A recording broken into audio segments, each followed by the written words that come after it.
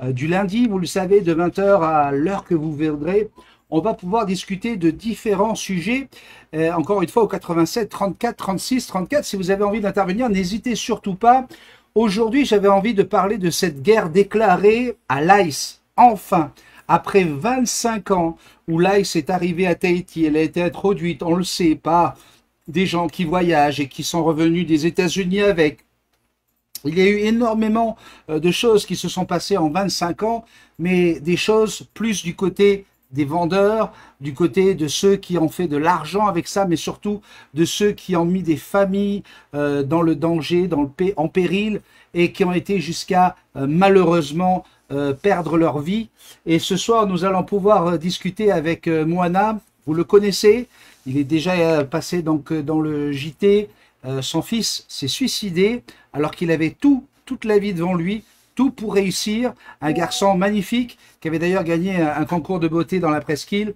Vous savez forcément de qui je parle. Moana sera avec moi dans quelques instants. C'est votre After JT de ce 10 février 2025. Ça commence tout de suite.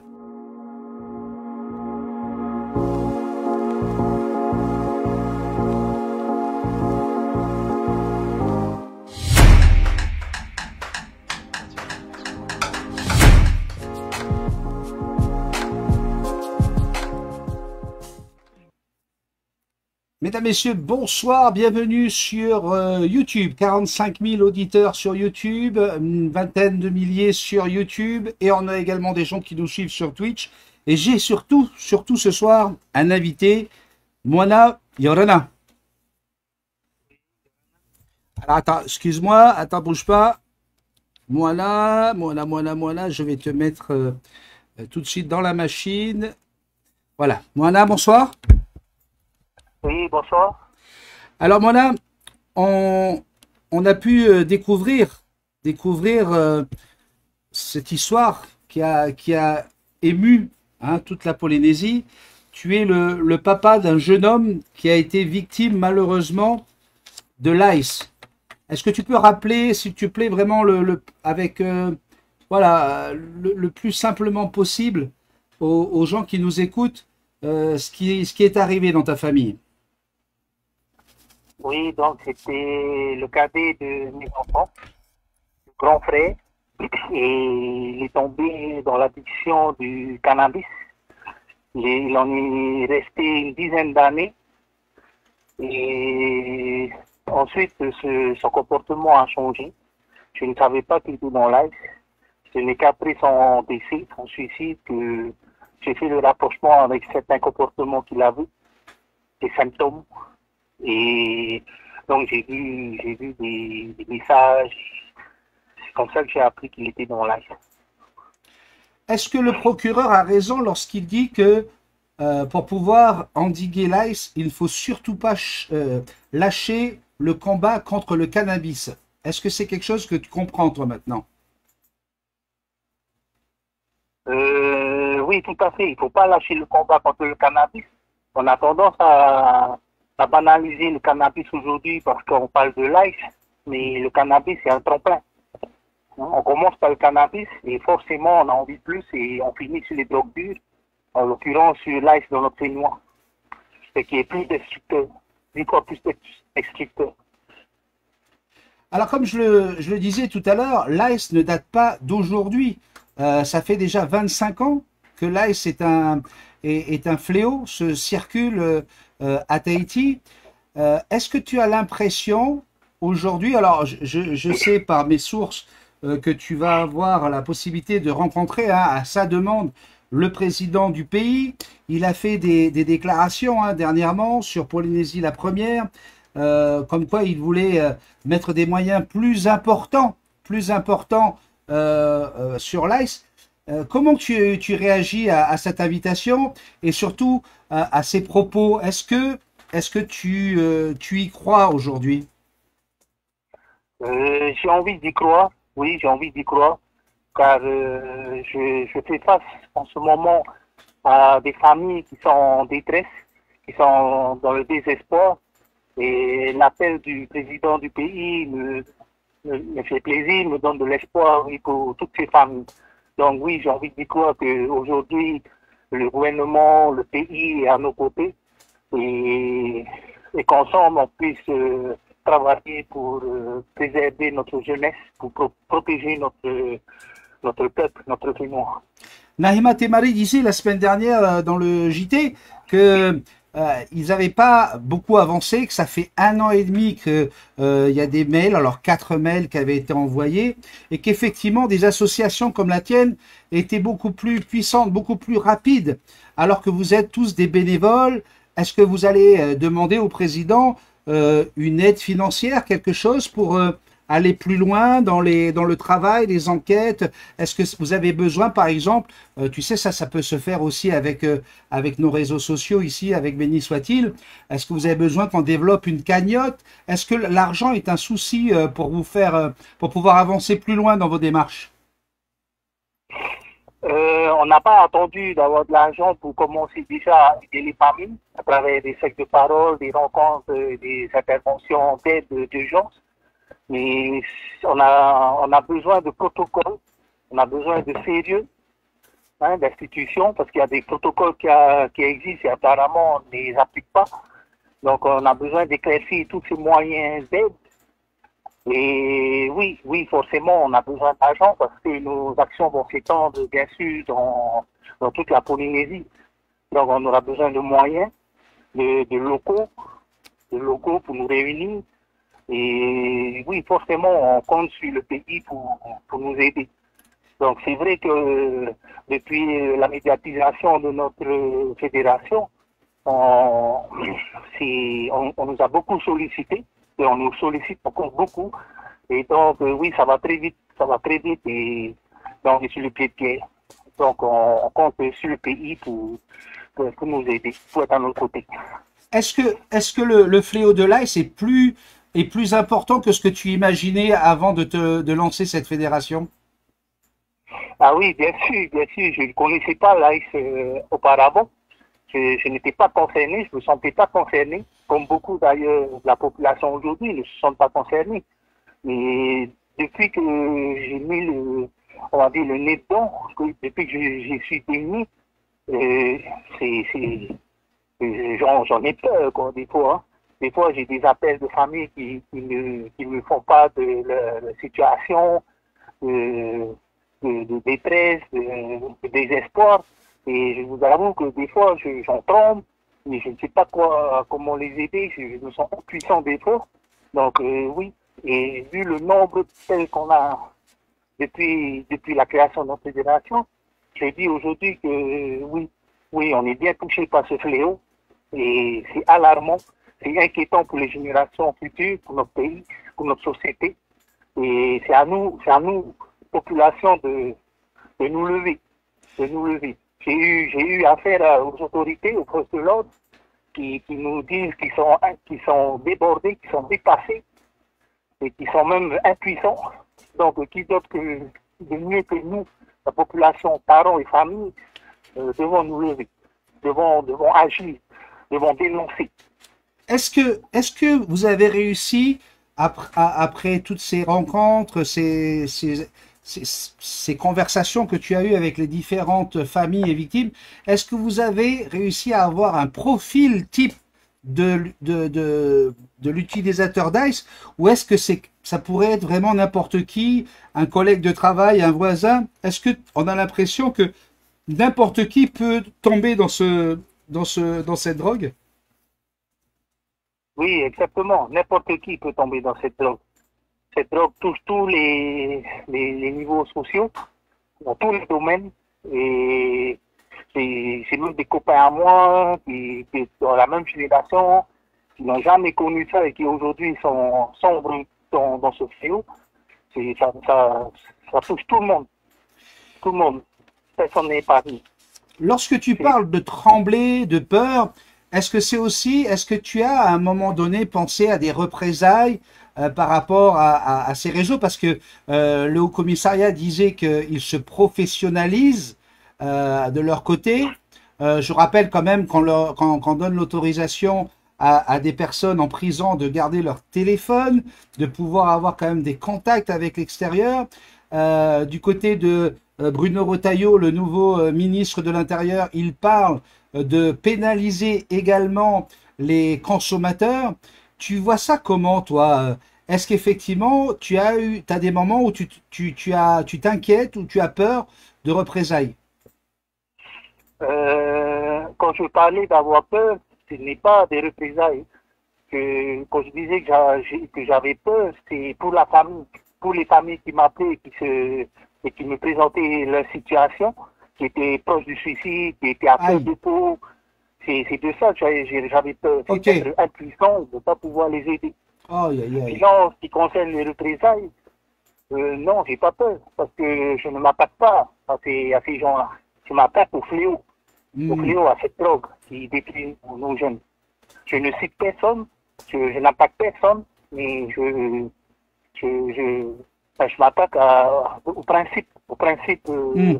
psychoactif qui fait des dégâts dans notre jeunesse, quoi, dans notre population.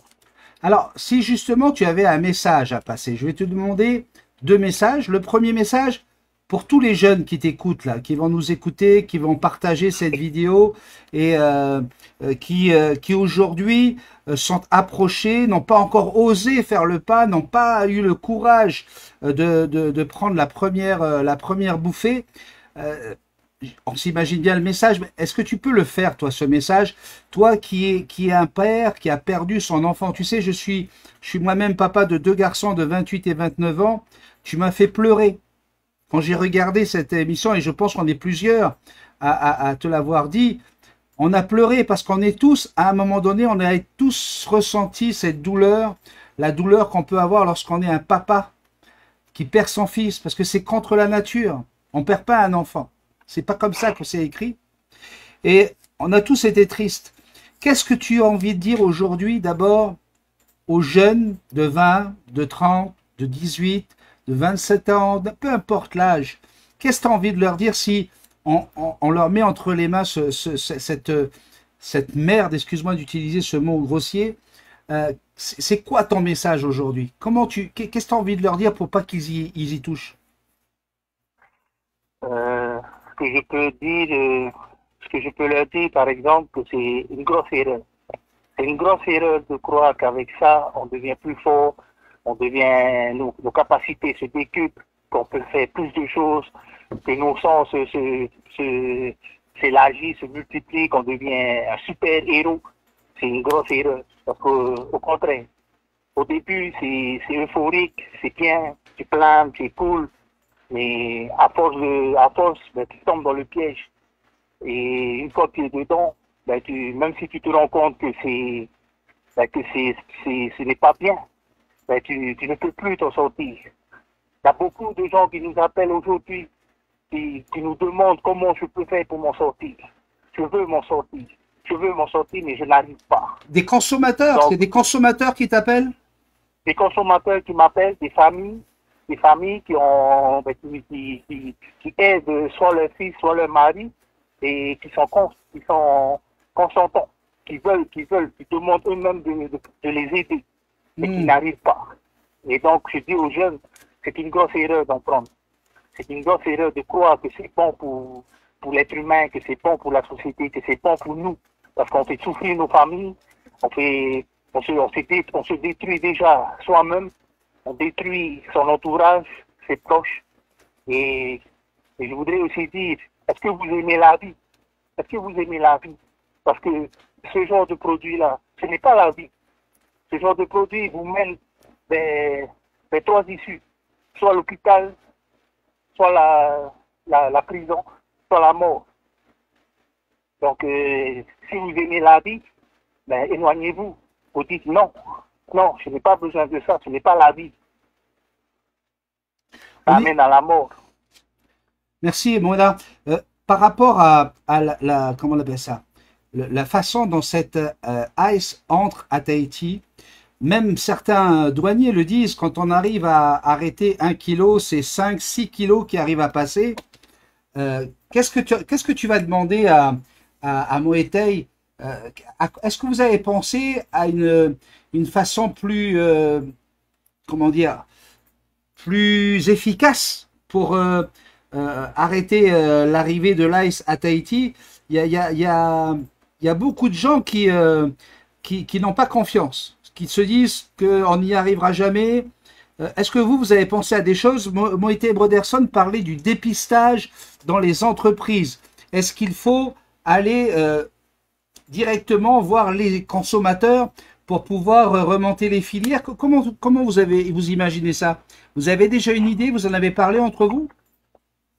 Non, pas du tout. Ce sont que des idées personnelles. D'accord. C'est vrai que des dépistages au sein de l'ordre, des forces de l'ordre, des métiers de sécurité, hein, Mais, ou d'encadrement de jeunes, parce que j'entends aussi qu'il y a des surveillants d'école, qu'il y a du personnel encadrant qui sont aussi dans l'ICE. qui présentent aussi ces symptômes-là devant les enfants. Ce sont les enfants même qui le disent, quoi. Et c'est la part du gain.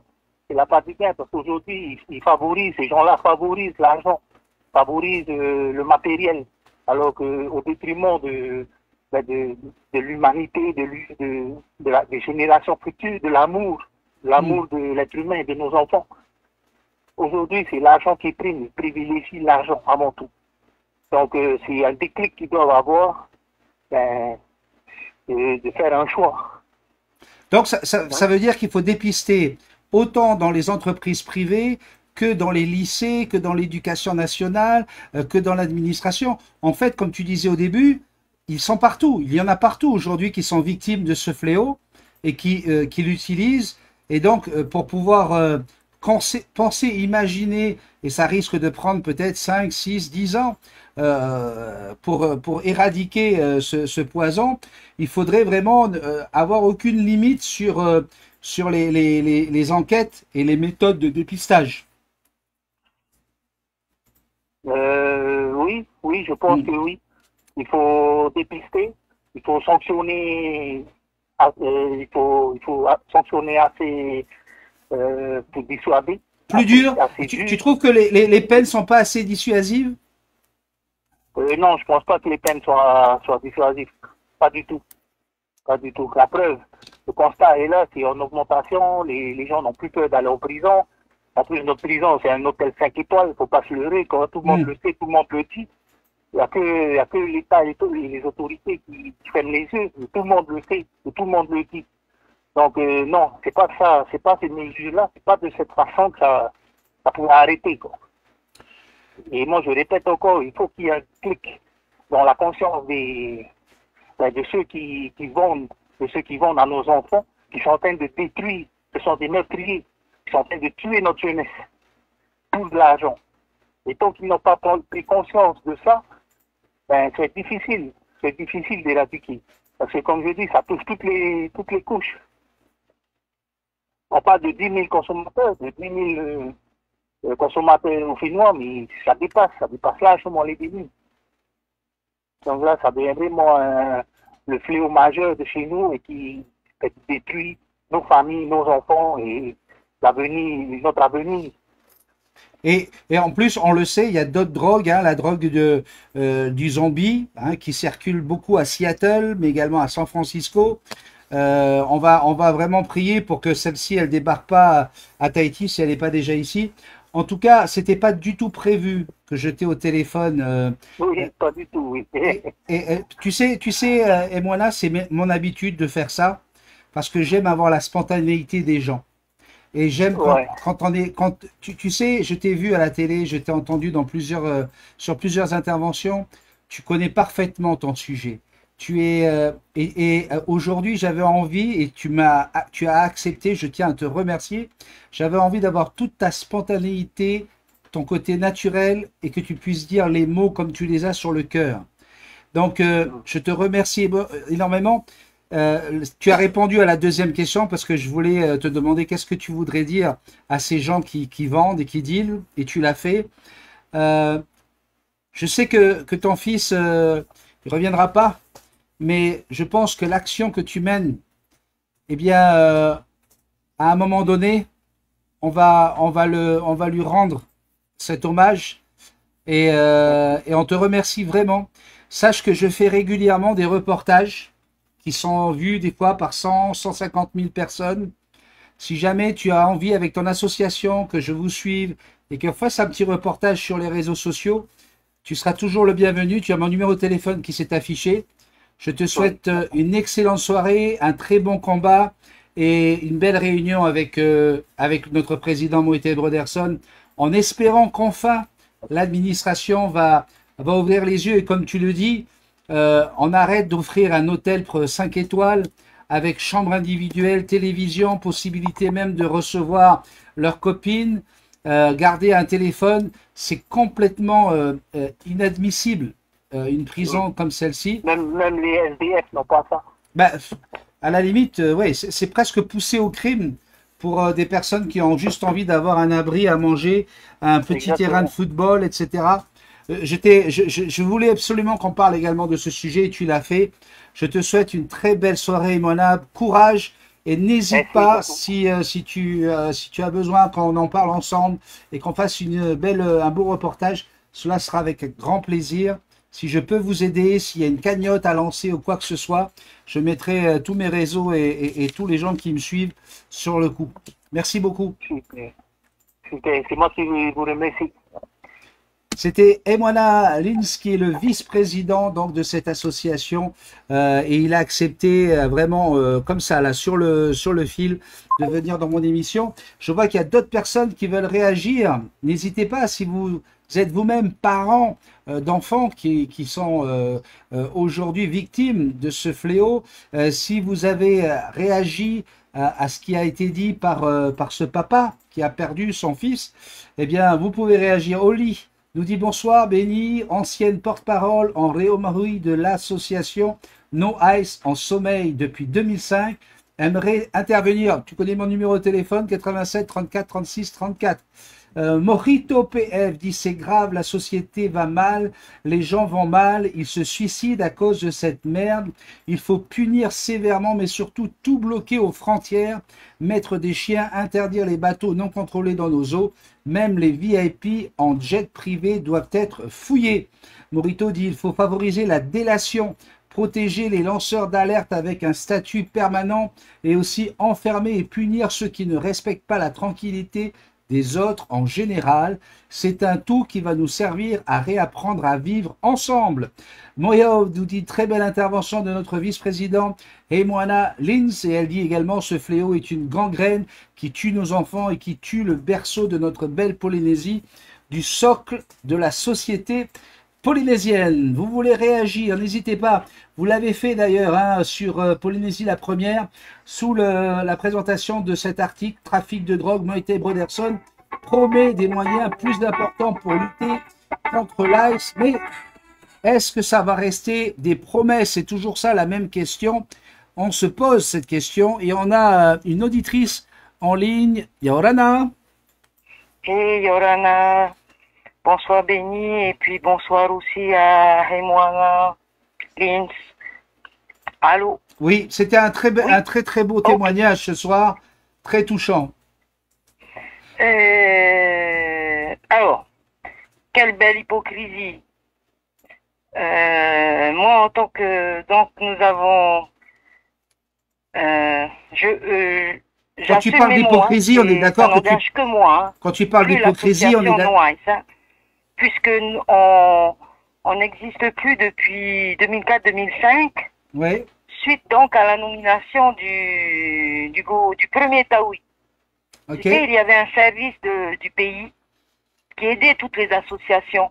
J'ai oublié le nom c'était en 4 lettres. Et donc, on nous a coupé ces subventions 2004-2005. Et Maïna, à l'époque, Maïna Sage, donc, nous avions créé l'association No Ice. Mm-hmm. Et donc, nous avons fait le tour de la Polynésie, dont on est allé jusqu'aux Marquises. Pourquoi les Marquises? Parce qu'il y avait des ballots qui débarquaient là-bas. Enfin, bien sûr qu'on était accompagné par les services de justice, mais bon, Aujourd'hui, on en est arrivé là, mais on l'a prévenu déjà il y a donc, on est 2025, il y a plus de 20 ans de, que cette drogue qui est arrivée chez nous par les îles Hawaï, je crois, dans un monde sportif, c'est passé par un monde sportif, hein, donc no ice, et donc,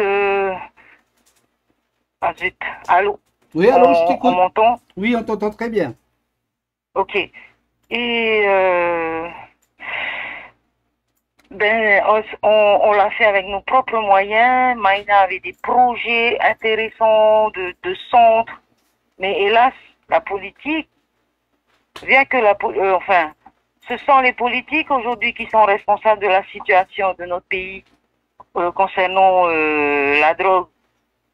Comment ça? C'est eux que tu traites d'hypocrites là quand tu as commencé l'intervention?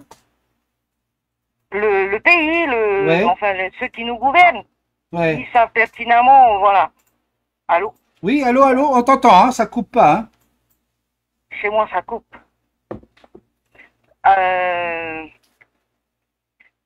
Euh, donc, je sais. Oui, il y avait des projets, on était conscient déjà à l'époque de la dangerosité de cette drogue qui est arrivée sous nos cocotiers. Et on a, on a fait beaucoup de choses, mais hélas, le politique a tout bloqué. Parce qu'après, on allait avec nos moyens, hein, mais bon, on n'est pas Rockefeller non plus, là. On n'a pas pu, hélas, arriver à un moment, ça n'engage que moi, Béni, mais après les t-shirts qu'on vendait, des beaux t-shirts, on en a fait des milliers de t-shirts noirs. Ben, à un moment, on s'est dit, mais tous ceux qui portent des t-shirts noirs sont dans l'ice. C'est pas vrai. Et l'association Noise, donc à l'époque, on, on, notre but n'était pas de dénoncer tout le monde.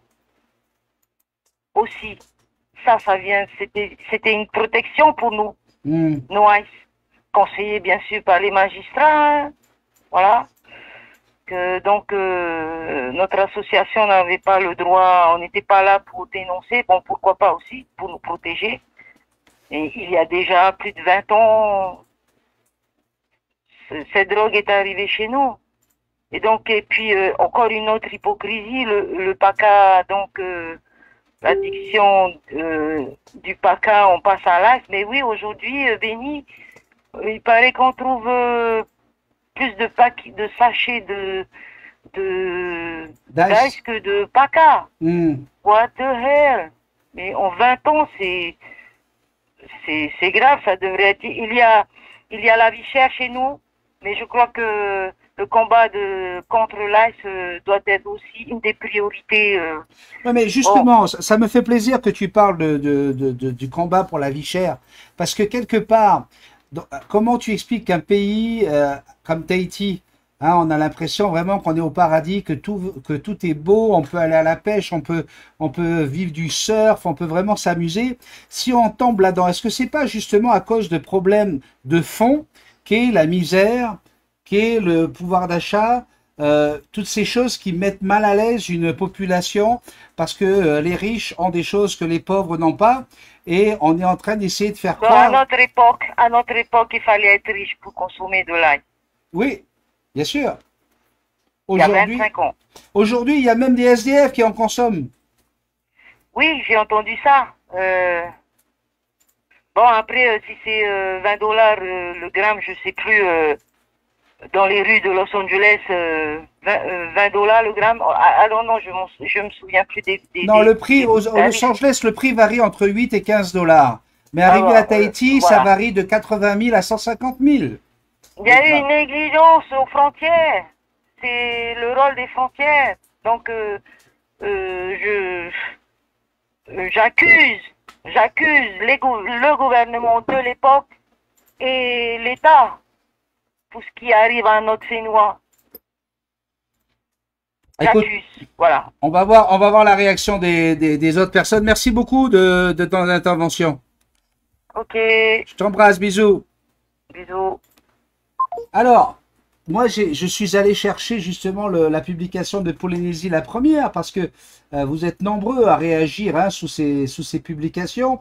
Alors, il y a 409 commentaires, donc ça vous montre bien que cela vous intéresse. Alors, on va aller jeter un petit œil. Vous savez que tout ce que vous écrivez hein, sur les réseaux sociaux, ça reste, hein, c'est inscrit, donc, et c'est public. En clair, si la Polynésie veut une péréquation, il faudrait qu'elle négocie un nouveau cadre avec l'État, ce qui implique soit un renoncement à certaines compétences. Oups, excuse-moi, je comprends pas pourquoi on parle d'ATN. Hein. Non, c'est pas ça. Ce n'est pas l'affaire uniquement des autorités de notre pays, mais celle de tous. Dans notre société, beaucoup s'y perdent et beaucoup s'y noient, et beaucoup restent spectateurs de tout ça. Voilà une réponse de Hey Moana Lins, justement le vice-président, hein, donc que vous avez eu tout à l'heure au téléphone. Et les gens répondent, tu veux dire s'y noient, s'y perdent et restent, surtout s'ils y sont beaucoup. Exact, et tout ça grâce à l'IA et surtout TikTok qui est utilisé à tort et à traviole. Yamaitei Tato. Donc, encore une fois, les réseaux sociaux sont devenus une véritable façon, d'une véritable plaque tournante de ce réseau, et pas le seul d'ailleurs. À Tahiti, on le sait, la prostitution juvénile hein, d'enfants de 11, 12, 13 ans, garçons et filles, qui utilisent les réseaux sociaux, que ce soit Facebook ou TikTok, pour pouvoir avoir des relations sexuelles rémunérées par des sadiques, des salopards. Eh bien, ça existe, tout le monde est au courant. Il faut lutter sévèrement contre les cartels d'ICE. Il y a chez nous des gens qui vendent cela. Il faut que les services de l'État augmentent leurs moyens de lutte. Pour l'instant, aucune efficacité, peut-être recentrer ailleurs les moyens. Nous avons, nous aussi, la population alertée. Alors, l'idée d'aller dépister dans les différentes entreprises, que ce soit les entreprises privées, mais également dans l'administration, on va pouvoir, je suis certain, faire le nettoyage. Mais si c'est pour le faire à la manière de la police, tu sais, la police, ils sont super bons. Hein, ils te mettent les sirènes avant d'arriver, tu sais. Ouais, t'as le temps de voir tout le monde, hein, et on l'a vu dans le reportage l'autre jour, et ils le disent, ben, on y est arrivé, ben, on a bien vu un mec partir, se barrer, puis là, tous les autres, ben, ils n'ont rien sur eux. Mais est-ce que on va continuer comme ça? On a l'impression de revoir l'époque des ripoux en 1980. La police, là, elle peut pas faire les choses avec un peu plus de... Hein, on a des moyens aujourd'hui avec les réseaux sociaux, Internet, pour savoir où se retrouvent les gens. Si tu arrives dans une entreprise en écrivant un courrier une semaine avant, alors bonjour, nous allons visiter votre entreprise lundi à partir de 8 heures. Il y aura un dépistage d'ICE pour tout le monde. Et que là, déjà, le directeur ou la directrice de l'entreprise, déjà, elle est dans l'ICE. Donc déjà, hein, elle est dans l'ICE et elle est fournie par des gens qui sont dans sa boîte. Qu'est-ce qui va se passer?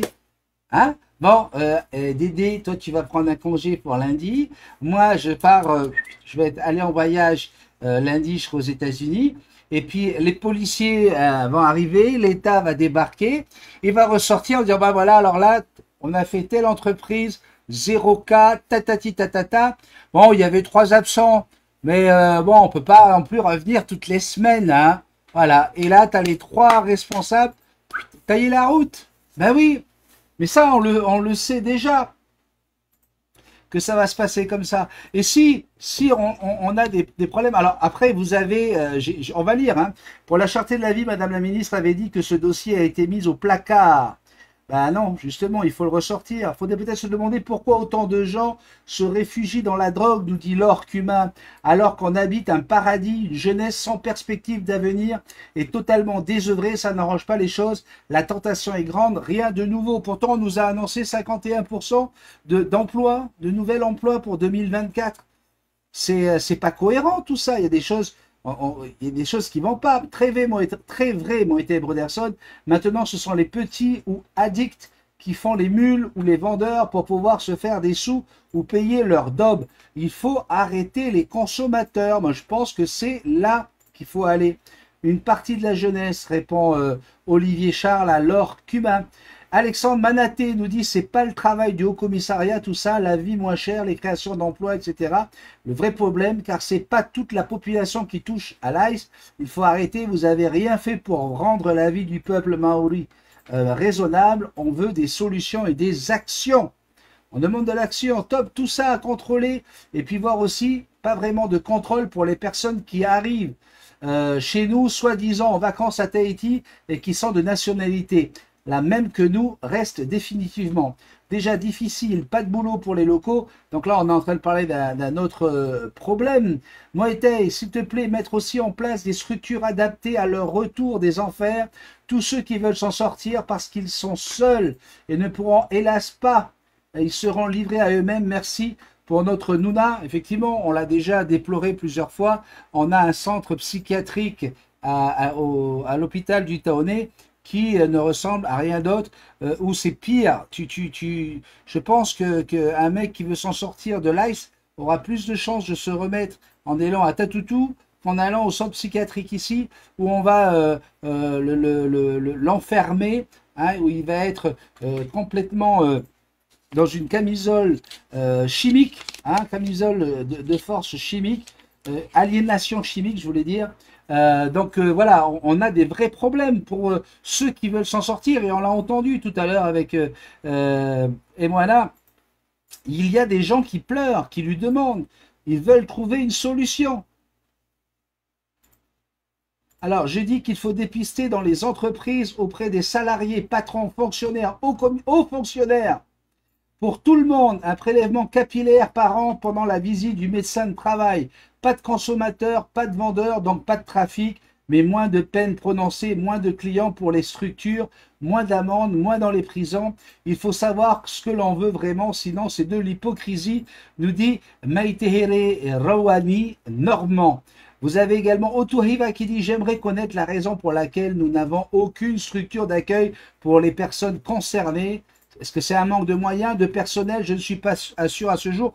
Vous voyez, mais quand on a un gouvernement qui met 18 milliards dans des Jeux du Pacifique, alors qu'on vient de se taper les Jeux Olympiques qui n'ont rien rapporté à la population, rien de rien, mais qu'on remet encore 18 milliards, alors qu'on a besoin d'un lycée à Montréal, alors qu'on a envie de lutter contre un fléau, un vrai fléau, on a des moyens. Alors attention, il y a des histoires de compétences, hein. Tout ce qui est sécurité, tout ce qui est, comment on appelle ça, banditisme et tout ça, c'est la compétence de l'État. Mais oui, c'est l'État qui doit le faire, mais c'est pas parce qu'on n'a pas une compétence qu'on peut pas, lorsqu'on est au pouvoir, lorsqu'on a un gouvernement, qu'on peut pas faire ce qu'il faut pour essayer d'aider à faire avancer les choses avec des vraies structures. Prêt d'argent, alors ça y est, on nous casse les pieds avec ça, pas trop tôt, j'attends de voir les actes, nous dit Loman Diana. Il faudra faire des tests de dépistage dans nos entreprises, car beaucoup sont consommateurs et infligent des amendes, très lourdes. Donc là, vous voyez, 63 personnes like. Hein, on est bien d'accord que ça, c'est ce que l'on veut, c'est ce qu'on attend. Ceux qui ne touchent pas à l'AS n'ont pas peur de ça. On n'en a pas peur. Donc, nous, on a envie que tout le monde puisse se faire tester. Sandrine B dit il faut réformer la justice car les condamnations ne sont pas assez lourdes. Que des mots, pense Guy Renzitnik. Olivier Ravaudet dit il parle beaucoup mais on ne voit pas d'action. Parlant de Moïté Brederson. Enfin, avant la fin de ce mois, l'ange de prospérité. Oups, j'ai fait tomber mon appareil. J'espère que je ne l'ai pas cassé. Non, il ne semble pas. J'aimerais bien Moetema, mais... Alors, attendez. Je vais essayer quelque chose.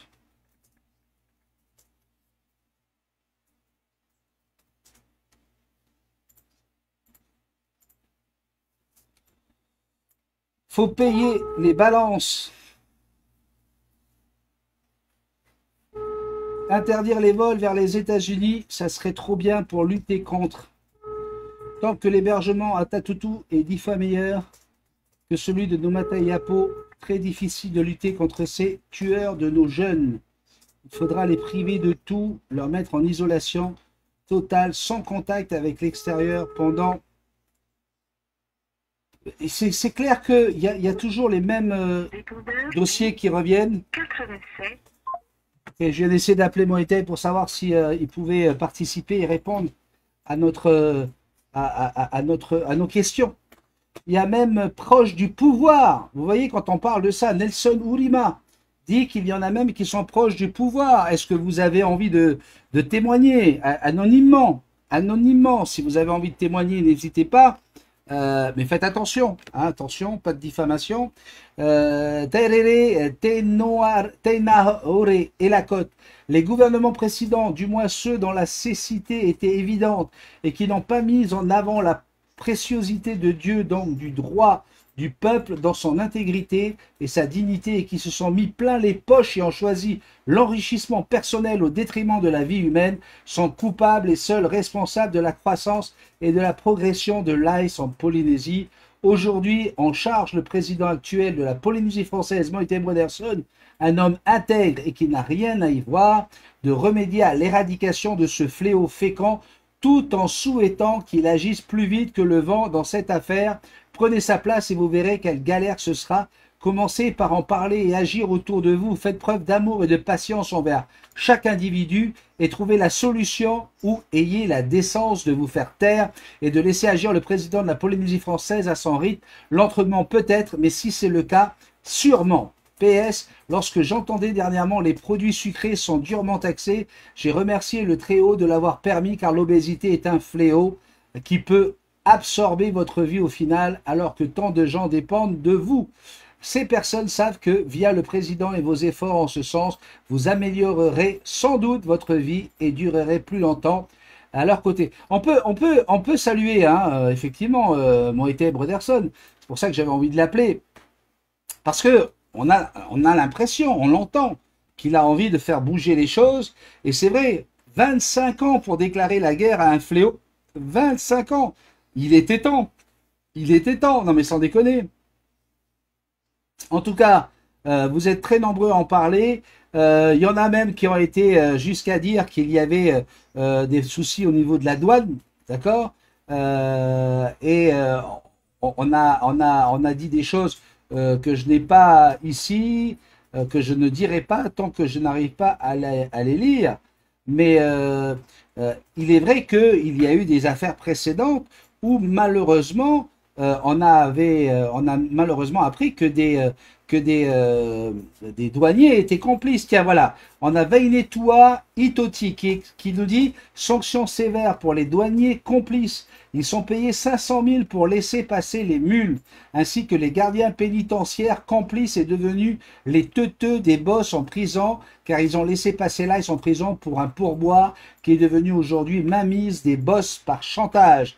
Merci aux personnes qui commencent à en parler, car ce fléau touche leur famille, le voile tombera, c'est certain. » Voilà, ça c'est le genre de choses. Est-ce que c'est de la légende urbaine? Est-ce qu'il y a toujours et encore des douaniers qui ramassent 500 000 francs pour pouvoir laisser passer des mules? Il semblerait quand même qu'avec tous la technologie que nous avons aujourd'hui pour pouvoir surveiller les SMS, les conversations au téléphone, normalement avec Interpol, ils devraient pouvoir réussir à gérer un petit peu mieux l'entrée. Alors, c'est vrai que là, la population se pose des questions. La population se pose des questions. Donc, j'avais envie de faire ce sujet et surtout pouvoir parler avec Hemwana, ce papa, qui aujourd'hui lutte et se rend compte de la lourdeur et de la présence de ce fléau. C'est bien plus que 10% de la population, c'est bien plus que 10 000 personnes. Comme il le dit, les chiffres sont pipés, sont faussés.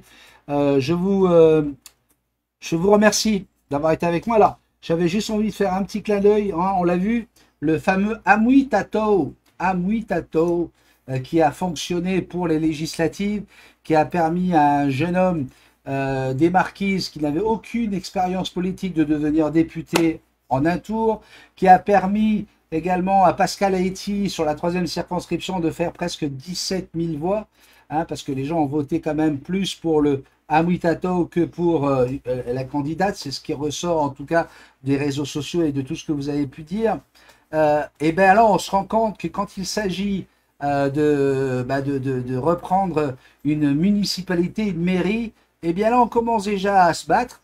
Alors, Rémi Briand est le candidat qui a été proposé par Michel Buyard. Vous l'avez peut-être vu avec Tahiti Info. Michel Buyard n'a pas voulu en dire plus, hein, et on lui a demandé pourquoi il a choisi Rémi Briand.